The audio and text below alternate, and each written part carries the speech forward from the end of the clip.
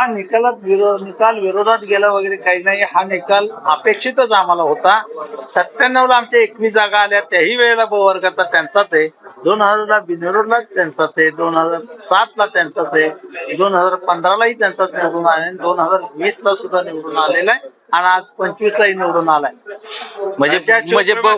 म्हणजे ब वर्गाची जागा तुम्हाला अद्यापर्यंत जिंकता आली नाही. अहो, ब वर्गातली तिकीट ज्याला दिलं जातं, जो ब वर्गात कधीच निवडून येत नाही त्यालाच ब वर्गात तिकीट दिलं जातं. आणि उपमुख्यमंत्री जरी उभे राहिले नसते, सामान्य कार्यकर्ता कोणी दिला असता तरी तो निवडून आला असते. काय सांगाल, अजित पवार यांनी निवडणूक अतिशय प्रतिष्ठेची केली. अजितरावांनी ही निवडणूक प्रतिष्ठेची केली, त्याच्या मागे त्यांचा स्वार्थ. एक तर पहिली गोष्ट, त्या निवडणुकीत उभे राहायची वेळ का आली हे त्यांनी आत्मचिंतन करावं. राज्यातला 1 नंबरचा भाव दिला म्हणून सांगत असताना सर्व गटातटाचं राजकारण सरळ दिसत नाही. आणि माझा फॉर्म आल्यानंतर कदाचित विरोधकातले उमेदवार डळमळीत होतील, सभासद राजाऊ माझं प्रेशर पडेल असं त्यांना वाटलं असावं.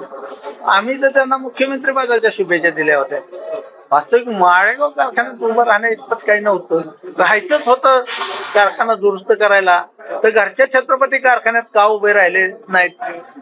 15 दिवसापूर्वीच निवडणूक झालेली तिथं खरं गरज होती त्यांची.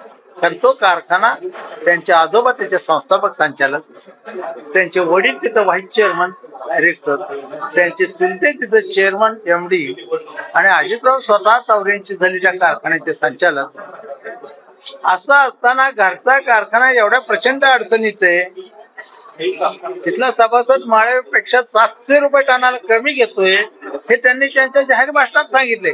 माझा 4000 टन ऊस आहे, 28 लाख रुपये दरवर्षी मला तोटा होतो हे ते स्वतः कबूल करतात.